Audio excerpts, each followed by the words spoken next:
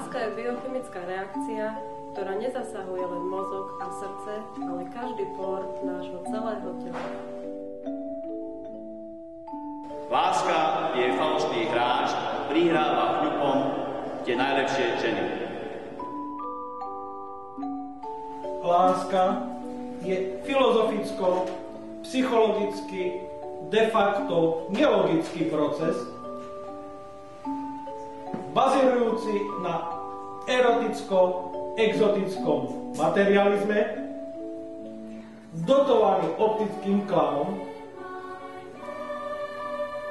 ktorým infikuje, infiltruje a zároveň paralelne deštruuje všetky vzniknuté prvky skôr, než aby sa stali problémom a produktom reality.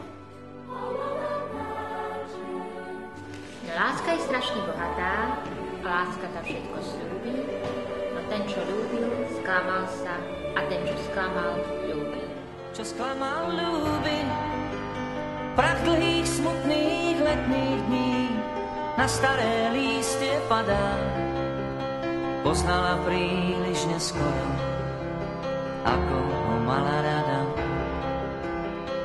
Tak každoročne v jeseni svetlá sa stratia z duše a človek koník túlavý od srdca k srdcu kluše a pre každé chce zomierať, žiť nechce pre nijaké, chcel by mať jedno pre seba, jemu